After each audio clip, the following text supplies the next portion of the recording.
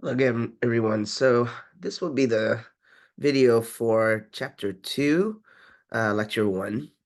So the first half of chapter 2. I'm going to share my screen. Chapter 2 is on atoms and elements, right? So we start to get into a little bit more chemistry now, where we introduce what are atoms and elements. It's more of a review. You guys have seen this in Chem 160 or Chem Intro Chem. But yeah, we'll just um, introduce what are atoms, what are elements, and the subatomic particles that are in there. Okay, so I'm going to introduce this by asking you guys a question. What if we take a piece of graphite and we know that graphite is made of carbon? Okay, just carbon. What if we were to cut a big, a little piece of graphite and keep cutting it in half and keep cutting it in half? Eventually, what will happen? Can you just keep cutting it in half? Well, the answer is at one point, you're going to divide it and divide it to such a small piece that it can't be divided anymore. So you'll basically only have a carbon atom left, right? And so that's how an atom is defined, is this basic, most basic, indivisible building block of larger pieces of matter. Um, so eventually cutting graphite would just yield you just carbon, one carbon atom, right? So the word atom comes from the Greek word atomos, meaning indivisible. So you cannot divide a carbon atom into smaller pieces and still have carbon, right? So that's what we mean when we say atoms. Atoms compose all ordinary matter. So if you want to understand matter, the big pieces around you, then you have to start by understanding atoms. You guys have heard this one, right? Don't trust atoms, they make up everything. So, um, what does an atom look like? We actually don't know because we haven't actually directly observed an atom. But we have indirectly observed atoms. And one of this technique that it's pretty recent. Um, it's an imaging technique that allows us to, for the first time, kind of see an atom, right? As in detecting it. Can't see it with our eyes, but we can see it with this STM tip. STM stands for scanning tunneling microscopy. And it's basically a topography technique based on electron tunneling. Okay. Electron tunneling, what is that? Just, a short definition. Electron tunneling is when uh, electrons move through space. Electrons can do that. They just basically like propagate through space. And when electrons move, they create a current. Okay. So depending on, how far they move, and how many electrons are being tunneled, you get a current. So in STM technology, what you do is you have an STM tip, and the tip is very electron rich, right? There's electrons in here. Um, and you move it to a surface, and you move the tip along the surface. And since the electrons tunnel, you get a current. So if you keep the current uh, constant, like there would be a machine where you can keep the current constant, as you run the STM tip along the surface, if it runs into an atom, say that's on the surface, to keep the current exactly the same, the tip will have to move further away, right? Because there's something on the surface. And so in that way, you create what's called an image, right? So it is like a topography, right? The tip runs along and it wants to keep the current constant. So when it runs into something, it moves further away, right? And so if you have a bigger atom, you create a larger peak on your instrument. So what we are doing is we are detecting an atom, right? We're seeing it, right? So it's about about how high the resolution is for this technique, which is, it's state of the art, right? We didn't have such a technique before. So just to show you like how good this imaging technique is, this Japanese uh, group actually deposited iron atoms on a copper surface. And it's accurate enough that they were able to actually write with it, right? Spell out something.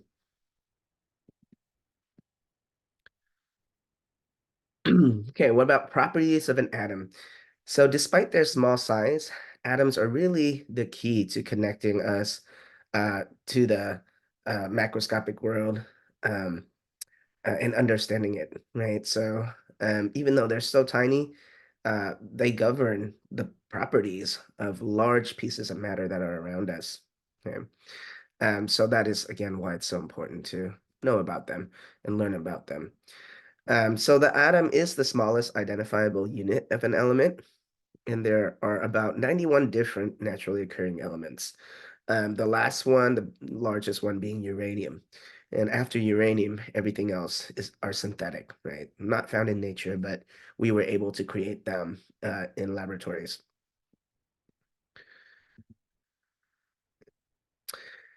So let's go, back in history a little bit, um, uh, to see how we came, about learning about the atom, right? So the early ideas about the building blocks of matter, um, you know, go back to the 5th century BC. Um, you guys have heard of Democritus, right? Um, so Democritus was a student of Leucippus, and they were the first to propose that matter was composed of small, indestructible particles. Democritus wrote, "Nothing exists except atoms and empty space. Everything else is opinion." They had a pretty good idea of, but it's at least a good hypothesis, right? That matter was composed of small, indestructible particles. And they proposed that there are many different kinds of atoms that existed, different shapes and size, and that they move randomly through space. Okay? So pretty plausible, right? Knowing what we know now, and looking back at their very early ideas, we're like, that sounds plausible, right? However, at that same time, Plato and Aristotle, and you guys know these guys, the philosophers, right? They didn't embrace the atomic ideas of Leucippus and Democritus.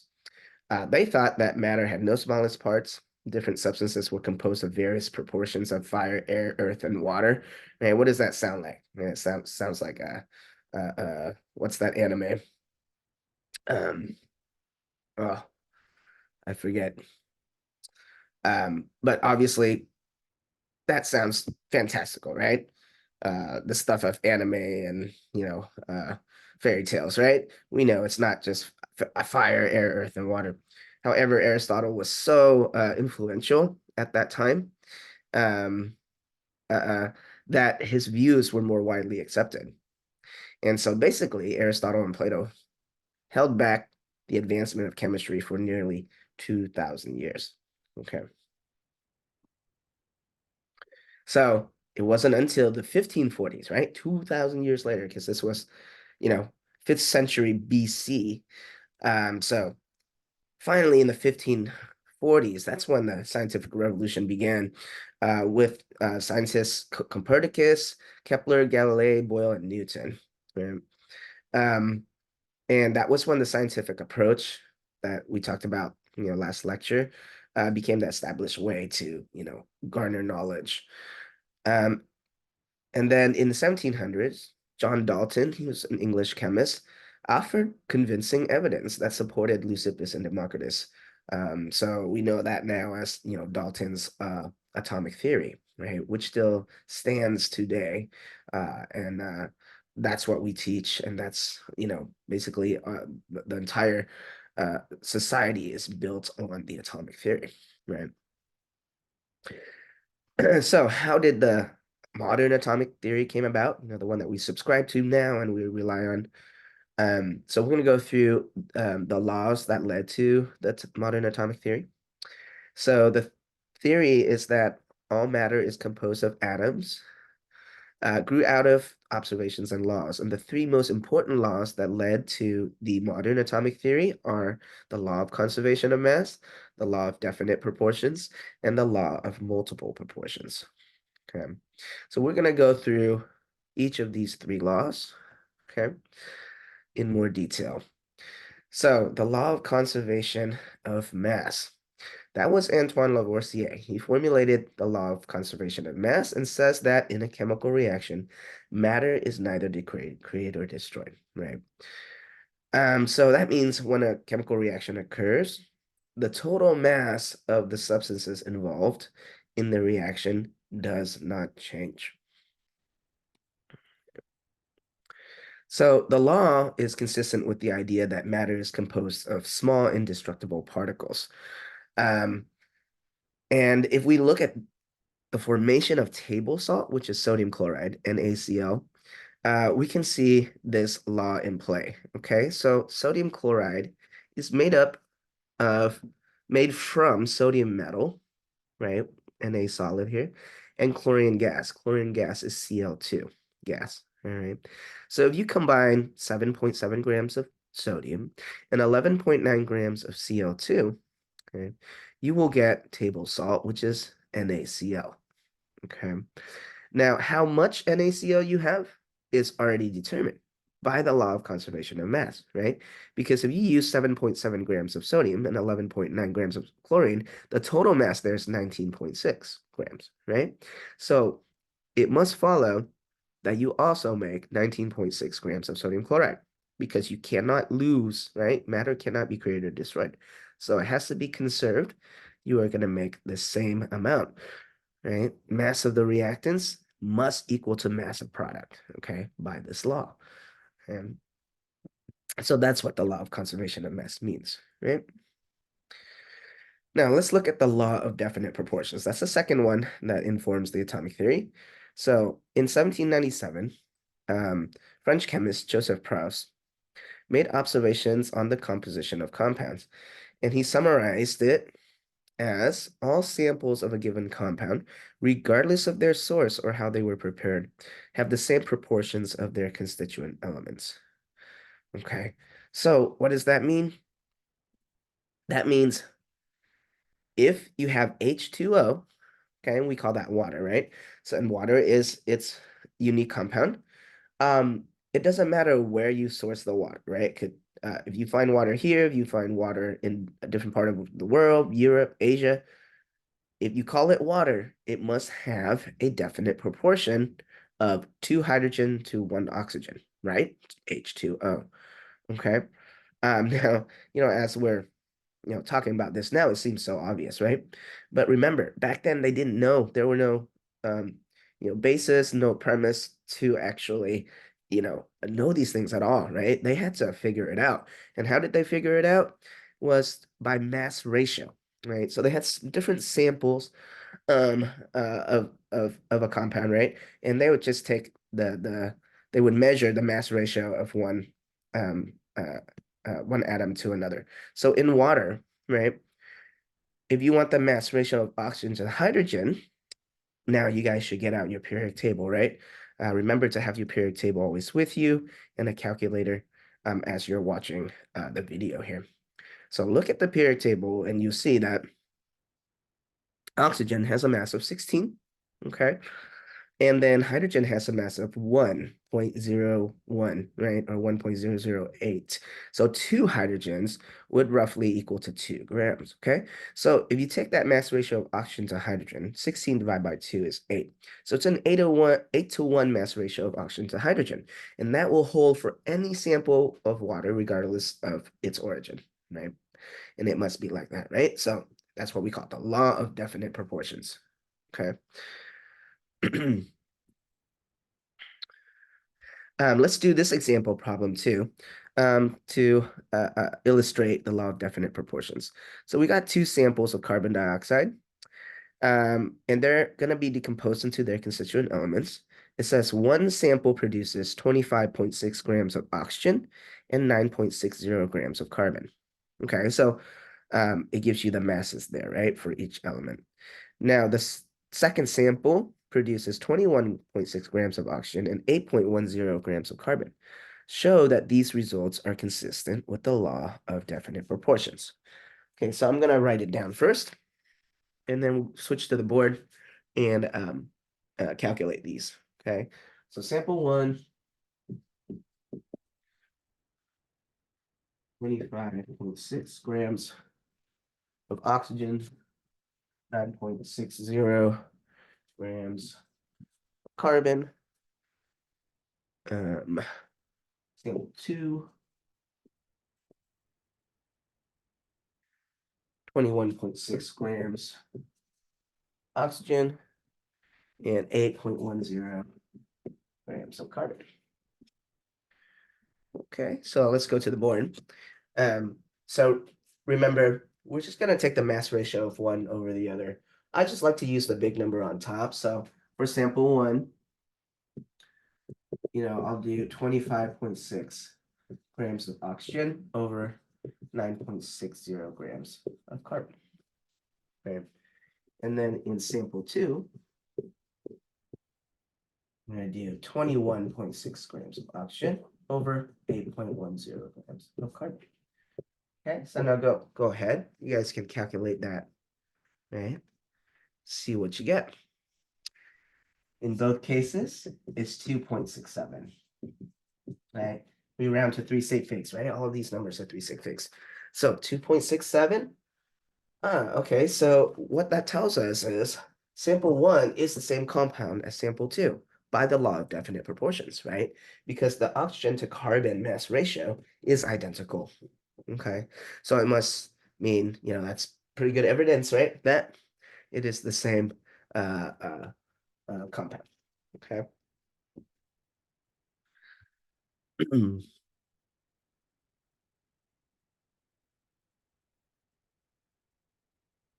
All right, let's go back to the slides. Now we go to the third law, the law of multiple proportions. So this was formulated by John Dalton himself in 1804. It says when two elements, call them A and B, form two different compounds, the masses of element B that combine with 1 gram of element A can be expressed as a ratio of small whole numbers. Okay, so that sounds a little, wordy. All it actually means, guys, is that when atom A combines with atom B, they have to be in a whole number multiple. So you can't have like half an atom of B, right? It has to be AB or AB2, AB3. It cannot be like AB 2.5, okay? So it has to be whole numbers. So let's use carbon dioxide and carbon monoxide as our example, right? They're two compounds that both contain carbon and oxygen. So in carbon dioxide, the mass of oxygen that combines with 1 gram carbon is 2.67 grams, right? And we had just calculated that on the board. Now you look at carbon monoxide, the mass oxygen that combines with 1 gram of carbon is 1.33 grams. Okay, so when you take 2.67 and you divide by 1.33, it's a multiple of 2. Okay. So in other words, what you can say is that in carbon dioxide, there are um, two times more oxygen than there are in carbon monoxide, right? And we can see that in carbon dioxide, certainly there are twice the number of oxygen than in carbon monoxide. Okay, so that sums up the law of multiple proportions. Okay? And we can do an example there too, right? So let's read this and then do on the board. Nitrogen forms several compounds with oxygen, including nitrogen dioxide and dinitrogen monoxide. Nitrogen dioxide contains 2.28 grams oxygen to every 1 gram nitrogen, while dinitrogen monoxide contains 0.570 grams of oxygen to every 1 gram of nitrogen. Show that these results are consistent with the law of multiple proportions.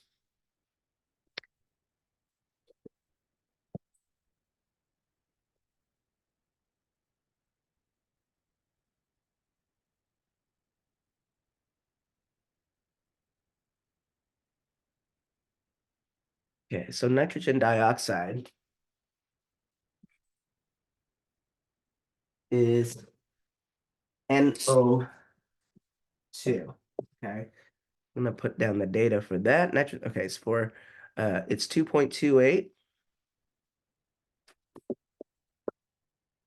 and for dinitrogen monoxide, it says it's 0 0.570 grams for every 1 gram of nitrogen. Okay, so simply all you have to do is take 2.28 divided by 0.570.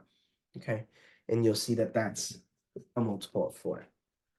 Okay, um, so it is a whole number, right? So how does that work? What we're saying is that in nitrogen dioxide, there are 4 times as many oxygens as there are in N2O.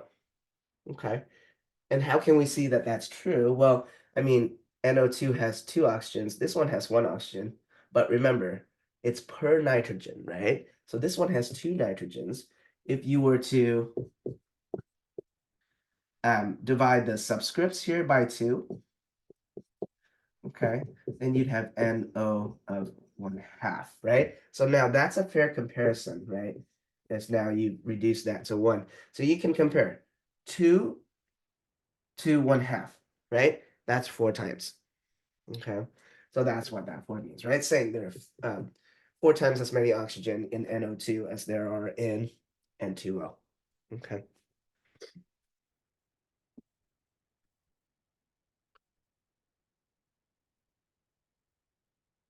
All right. So now with those 3 laws, Dalton's atomic theory, all right, which we still subscribe to today. Okay. They are explained as follows. 1, each element is composed of tiny indestructible particles called atoms. 2, all atoms of a given element have the same mass and other properties that distinguish them from other atoms of other elements. 3, atoms combine in simple whole number ratios to form compounds. Okay.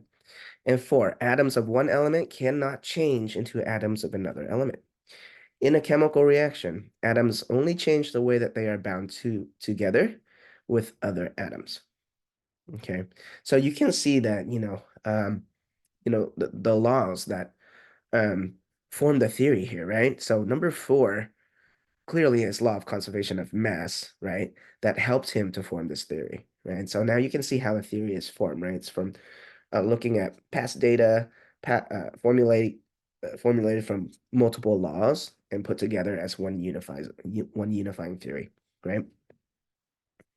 Number 1, too, right? Each element is composed of tiny indestructible particles called atoms. That's also like law of conservation of mass, right? Okay, so this is the atomic theory that, has stood, hundreds of years test, right? So a very robust theory. And now we are going to go into the discovery of all the subatomic particles, right? So the discovery of electrons, protons, and neutrons. Okay. So you guys know by now, right? Atoms are composed of those 3 atomic particles. Um, let's learn about their discovery. Okay. So how was the electron discovered? Um, in the 1800s and early 1900s, J.J. Thomson conducted cathode ray experiments. He did these through what are called cathode ray tubes, partially evacuated cathode ray tubes. And it looks like this, okay? These are cathode ray tubes. And inside is a partially evacuated glass tube, but there's still, some gas in there. And so therefore, there are electrons in there, right? Because everything contains electrons, right? Of course, now we know that, right? But he didn't at the time, okay? So what he found was in his cathode ray tube experiment, there were these particles that always traveled in a straight line. And it didn't matter what the composition of the tube was. It doesn't matter what gas was inside. These particles were there, right? And they also carried a negative electrical charge. Okay, so he learned all these things. He was like, okay, it's a particle that's in everything, and it carries a negative electrical charge. Well, guess what that is, right? That's the electron, because everything have electrons in there, don't they? Okay. So the way, how he found out it was negatively charged was that he passed the rays through electrically charged plates, so a plus and a minus, and he saw that um, the particles were always bending towards the positive plate. Right? Um, and then he also noticed the angle of deflection Okay, so angle deflection has to do with mass, right? So if it's a light beam, then it gets deflected more, right? If it's a heavier beam, then it gets deflected less, right? Because it has more mass. So from there, he was able to calculate the charge to mass ratio of the electron, right? And of course, it's negatively charged, right? And he calculated as minus 1.76 times 10 to the third coulombs per gram. What else did he discover? He discovered that the negative electron would be attracted to a positive charge, right? So opposite charges attract, right? And negative charge would repel another negative charge. Also, a positive charge will repel a positive charge. So like charges repel, okay? And when charges combine that are opposite, they neutralize each other out. So for example, if a plus one charge is combined with a minus one charge, then it becomes zero, right? That makes a lot of sense, right? It's like math, plus one, minus one, okay? So again, right, opposite charges attract, like charges repel, right? Okay, so then came along um, Robert Millikan, okay, roughly about the same time, um, a little bit after Thomson here. Millikan performed the oil drop experiment in which he was able to deduce the charge of a single electron. So he had this is the contraption he used for his experiment. Let me explain it real quick. So it's just a chamber. Inside the chamber are positively charged plate and negatively charged plate. That's the gold plates here. Um, and there's an atomizer. An atomizer is just something that sprays a mist into this chamber. Okay. And then he also had ionizing radiation. What the ionizing radiation did was it knocked off an electron from this compound here that gets misted into this chamber. And then the electron is um, is observed through this viewing microscope, right? So, well, it's a group of electrons, right? Because each of these droplets contain a lot of electrons.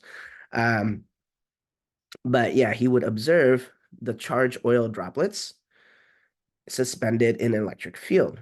Okay, so he would have like this dial where he could suspend the droplet in the field, right? Because if electrons are negatively charged, it should be moving towards the positive plate. Okay. But he controls the dial so that it's suspended. And by the dial's reading, he was able to get, the charge of this um, oil droplet. Okay. So the measure charge on any drop that he saw was always in whole number multiples of minus 1.60 times 10 to the negative 19, which means that that must be the fundamental charge of a single electron, right? So now that he has the charge of the electron, he combines that with the mass to charge ratio developed by Thomson, right? So together, he was able to find the mass of the electron. Okay. So you can see how scientific knowledge comes about now, right? He used somebody else's data that they figured out before, right? Which was mass to charge ratio, and his own data, new data that he just obtained, which is the charge. So charge times mass per charge, right? Charge cancels, and the mass of the electron, 9.10 times 10 to the minus 28 grams. Very tiny, right? These negative exponential number. And by the way, if you find that you need a review on exponential number, please do so because we're going to use them a lot here, right? So that negative exponent, we have a very, very small number, right? So the electron is very, very light, right? Not very massive. Okay, so J.J. Thomson then proposed the structure of the atom based on what he knew, right? So the atom, fundamental building block of matter, and it always has electrons in it. Everything has electrons in it. So he proposed that the atom is spherical and that inside are electrons, just spread throughout like evenly. okay? But he knew that the fundamental principle of charge, right? If you just have electrons, they'd repel each other and the atom would be unstable. So he proposed that the sphere itself is the positive charge, right? That is going to neutralize the electron's charge to make the atom stable. So this model, and the most popular of the time, right? Because there are many models of the atom, different scientists were figuring it out. The most popular model is this, and it was called the plum pudding model, because Thomson was um, uh, uh, an Englishman, right? And plum pudding, they love to eat that. Think of it as like blueberry muffins uh, in the US, right? Where the blueberries are the electron and the muffin is positively charged. Okay, so that's why it's called plum pudding model. All right, so then in 1909, Ernest Rutherford, who was the protege of Thomson, he worked under Thomson, they both subscribed to the plum pudding model. That was the best model at the time, right? Uh, perform an experiment in attempt to confirm Thomson's model, right? Remember how science works, right? How the scientific method works, right? So even if you have a model, you think it's good, right? You still need to perform experiments in order to keep testing it, right? So little did they know, Rutherford would completely obliterate the plum pudding model, right? So the experiment of Rutherford goes like this, right? Um, he had a gold foil and he was shooting alpha particles at this gold foil. So alpha particles, you guys don't need to know much about that. Just know that it's positively charged. Okay, alpha particles are positively charged, and he's going to shoot it at this gold foil, and then he's going to detect where the alpha particles land, right, with a detector. So he put a detector almost 360 degrees around. So he was really want to track like where the alpha particles go. So, if right? Remember, they were subscribing to the plum pudding model, right? Where the electrons are dispersed evenly throughout this gold foil. So if you shoot positive particles, then they should go through. They should just go through all the time, right? Because positive and negative will attract, right? And this beam will just go pass right through the gold foil. Okay, that's what should have happened if the plum pudding model was correct. Okay, well, guess what? Do you see that some of the beams got deflected? Okay. And one of the beam got deflected so badly that it almost went straight back at the source. Okay. So this cannot, right? So the plum pudding model of the atom cannot be right. Okay. Um, so what does it mean? What is sending this particle back, right? So remember, alpha particles are positively charged. So what can repel? Another positive charge. Okay.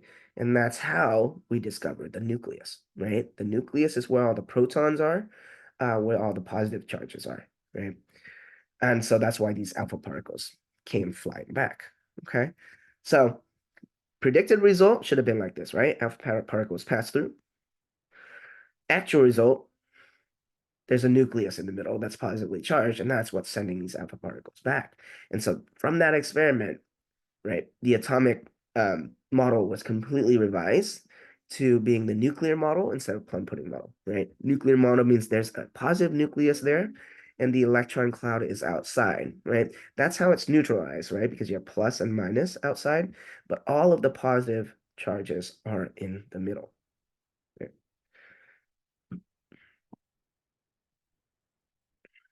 Okay, so building on this idea then, Rutherford's proposed the nuclear theory of the atom with three basic parts. And this is what we still subscribe to today, right?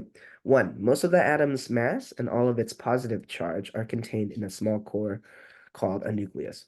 Most of the volume of the atom is empty space, throughout which tiny negatively charged electrons are dispersed. There are as many negatively charged electrons outside the nucleus as there are positively charged particles, named protons, within the nucleus, so that the atom is electrically neutral, okay, and stable, right? Although Rutherford's model was highly successful, scientists realized that eventually it was incomplete, and they noticed this through unaccounted mass. Okay, so let me show you an example of what that is. So unaccounted mass that they saw. Look at your periodic table again, guys, and look at the mass of hydrogen. The mass of hydrogen is 1.008. Okay, and we know that hydrogen has one proton. Okay, P plus for proton, and one proton has a mass unit of 1 AMU. Okay, and so that's why these numbers match up, right? Because that hydrogen has one proton. Well, if you look at helium, okay, helium's the next atom, right? So it has two protons. So it should have 2 AMU, right? If there were just protons and electrons in the atom. And why are we not counting electrons? Remember, electrons were so small. Uh, they're considered massless, basically, because the proton's mass is so much higher, right? So we ignore the electron when it comes to mass. So then helium should actually just be 2 AMU. However, if you look at your periodic table, it's 4, okay, 4.003. So that's the unaccounted mass. Where is Y4? Well, now we know it's because helium has two protons and two neutrons. And a neutron is also about 1 AMU. So two neutrons is 2 AMU. Okay. And so that's how we figured out that there are also neutrons in the atom. And we have to credit that to British scientist James Chadwick. And neutrons, not to mess up the charge, right? Because you have protons, which are plus, and the electrons are negative. Neutrons then are neutral. Okay. Zero charge. The mass of a neutron is similar to that of a proton, right? Both 1 AMU. And it has no charge. Okay. All right. So now you guys know, right? You know the history of how we got to where we are and the current theories and models that we're subscribing to that are holding up very well. Okay. So what we realized then is that all matter is hollow, right? Because the smallest constituent of matter, the atom, is hollow, right? There's only that um uh uh uh nucleus, right, that is really solid, and then around are just the electron clouds, where the electrons are zipping about, right? But most of it's empty space. Okay. So why does everything look so solid, right? So I look solid. Well, the analogy would be, just imagine scaffolding many stories high. When you're on the ground and you're looking at the scaffolding, you do see the empty spaces, right? However, if you zoom out, from like a plane or from space, it's gonna look pretty solid, right? So um, it's it's the resolution, basically, right? We're so much zoomed out. In the macroscopic world that we don't see the empty space, right? But that's the truth, is that all matter is hollow. Okay, so let's summarize, right? We got the subatomic particles, protons, neutrons, and electrons. Okay, let's look at their masses. And you can find these too. You don't have to memorize these, right? If you ever need it, it's going to be on your conversion sheet. Okay, so the mass of the proton is 1.67262 times 10 to the minus 27 kilograms. Okay. The mass of the neutron is 1.67493 times 10 to the minus 27 kilograms. So very close, right? Mass of proton and neutron are nearly identical. And then look at the mass of the electron, 0.00091 times 10 to the minus 27 kilograms. So tiny compared to proton and neutron.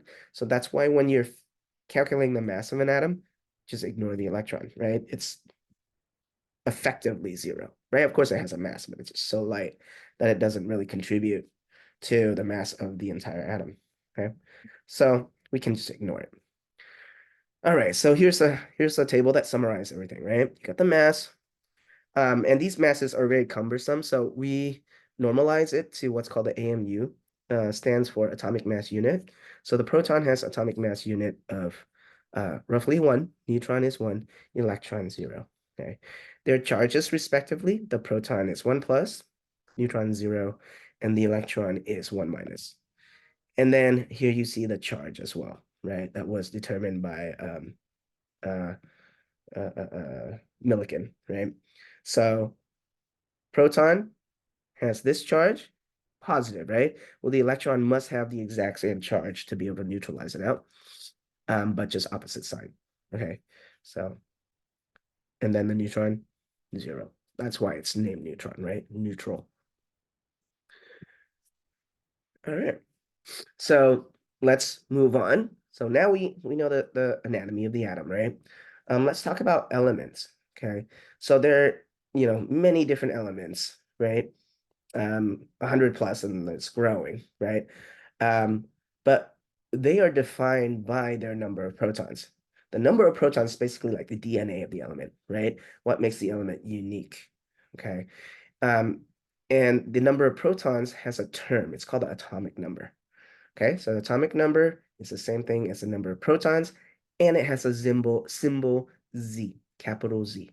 Okay, so Z is the number of protons, and it defines the atom, right? So if we're talking about helium, and you can look on your periodic table, you can find the atomic number above the element symbol. So you'll see that it's 2. That means helium has 2 protons, and if something has 3 protons, then it's not helium, right? Because that's the DNA. That is the what makes each element what it is, right? Unique. So helium is 2 protons. Carbon has to be 6 protons. If you're not 6 protons, you're not carbon, right? You're something else. Okay. So the number of protons defines the element. Does that make sense? Right. Okay, so if you look at your periodic table, and you should use the one that I have on Canvas, scroll to the very bottom under modules, you find that periodic table. You should use that one because that's the one that you're going to be allowed on quizzes and exam. So all periodic tables now look very similar, right? You have this structure, um, and you always have the chemical symbol. It's either 1 letter or 2 letters, with the first letter always being capitalized. It's really important that you guys write it that way too, okay? Otherwise, it's gonna look not like an element, okay? So you must capitalize the first letter. Your next job to do is connect the chemical symbol to the name, okay? So we have right now on this periodic table 103 elements, okay? Um, you don't need to know all of them, but I would say go to 92 at least. Okay, go to the last naturally occurring element. Okay, so you got 92 elements and symbols to learn. Quickest way to do this, there's probably an app that allows you to do this. But flashcards, something like flashcards where, if I say molybdenum, you got to know that it's MO, right? Or if I say arsenic, you got to know that it's AS. Okay. And if I say, what is Cu, you say copper. Okay. So you want to know those. Okay. And then the atomic number, the number of protons you can find above the chemical symbol. Okay. So you'll always see that right in each periodic table. Okay, so chemical symbol is always 1 or 2 letter abbreviation. And remember to capitalize the first letter, right? Helium is He, carbon is C, nitrogen is N, right? Sometimes it's just 1 letter, but make sure you capitalize it. Okay, so all atoms that are of the same, of a given element have the same number of protons, okay? So, however, they don't have to have the same number of neutrons. And this is what we call isotopes, okay? So again, isotopes have the same number of protons, but different number of neutrons, and therefore different mass, right? Because remember, each of protons and neutrons is 1 AMU. So same number of protons, different number of neutrons is what we call isotopes. Now, every element on the periodic table will have different isotopes. Some have less, some have more. Tin, I think, have like almost 20 different isotopes, whereas neon only has 3. Okay, there are only 3 isotopes for neon. So all neon atoms, right? They must contain how many protons, guys? Look at your periodic table. It should be 10, right? But they may contain 10, 11, or 12 neutrons. Okay, so how would you write that? let's switch to here.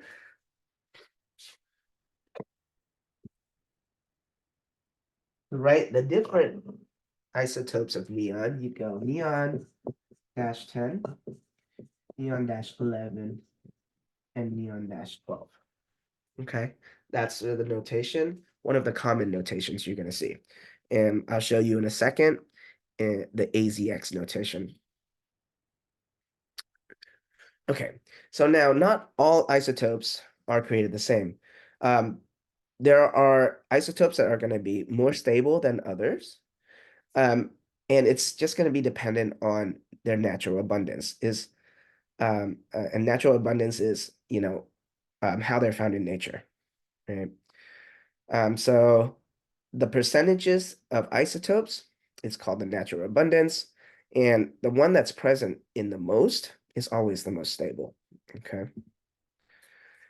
Now to represent isotopes, I call it the AZX notation, right?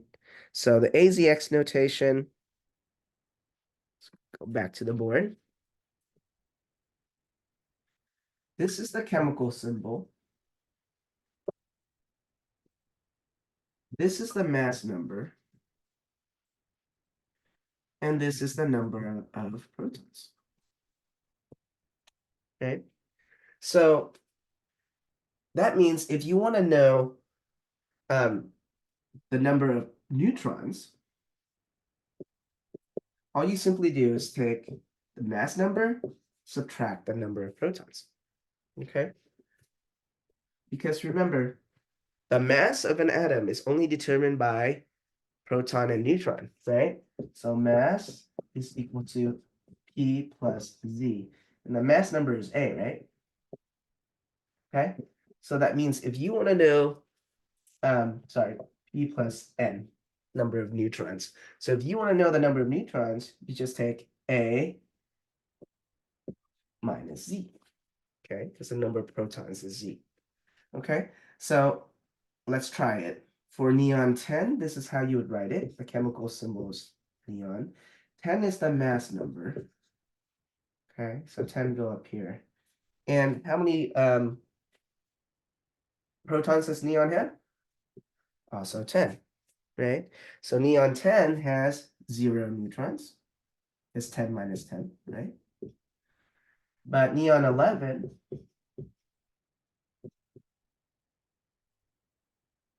let's see.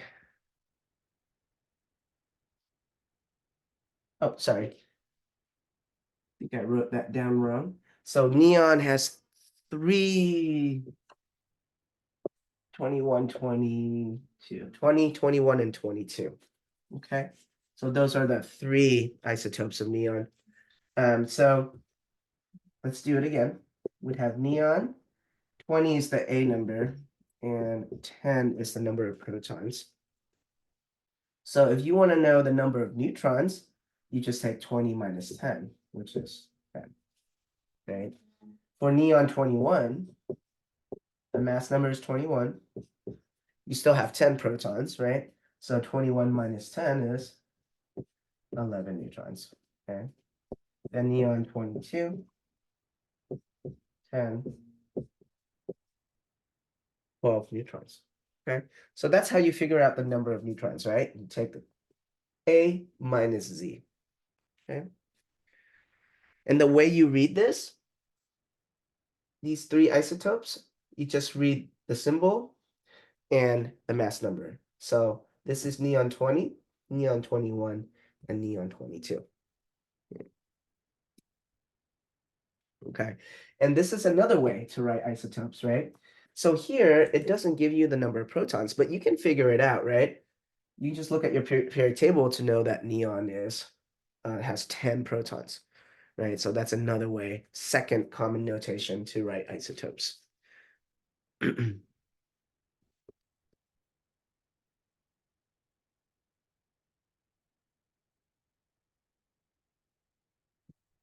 Okay, yep, so that's the second way to write isotopes, chemical symbol, and then the mass number. Okay, so now if you look at the natural abundance, you'll see that neon 20 is the most abundant just find, if you take a sample of neon in nature, you'll find that it's 90.48% neon. And so that means neon 20 must be the most stable, right? It means the other neon 21, 22 are actually radioactive, right? It's probably being turned into neon 20. That's neon 20. It's the most stable. And then after that, neon 22 is next, right? At 9.25%. And then neon 21 looks like it's the least stable and the least abundant, 0.27%. Okay.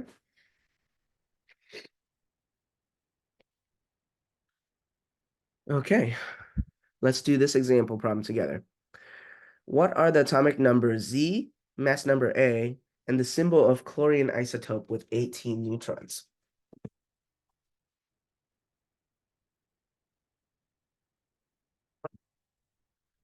Chlorine with 18 neutrons. All right, so you guys can answer this, right? Get out your periodic table. Chlorine is what symbol? Cl. So we do that first, right? So then now figure out its number of protons.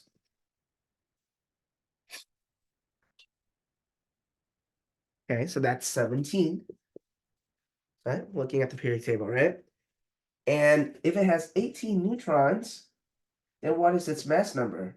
Well, mass is neutron plus proton, so 18 plus 17 is 35.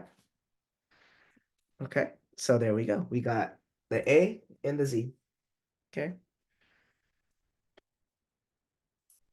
Okay, that was part A. Part B. How many protons, electrons, and neutrons are present in 5224 CR? Okay. All right, what's CR, guys? What's CR? It's chromium, right? So you should know that. Okay. Now it wants to know the number of protons. So where's protons written at? This bottom number, 24 protons. Okay. And then it wants to know the number of neutrons. Okay. Number of neutrons, remember, just take 52 minus 24. That's 28. Okay. So we have 28 neutrons. Okay. And then it asks how many electrons. Well, remember, this part is easy because the atom should have the same number of electrons as it does the protons. Otherwise, it would be unstable, right? It has to neutralize out. So for a neutral atom, 24 protons, it also must have 24 electrons, right? Because a positive and negative charge got to balance out, okay? So that's pretty straightforward to figure out electrons. It's going to be same as protons. The atom is neutral, okay? All right, let's go back to the slides. You guys can do another practice here, right? This for you to do on your own. Okay, and we shall stop there for the first half of chapter 2. Okay, so I recommend you guys, go and practice this stuff right away. Right now, you just learned it. Go knock out a few homework problems. You already have it, in your under your belt, and also you can figure out, where is it that you don't understand. You can come in and ask questions. All right. I'll see you guys next time.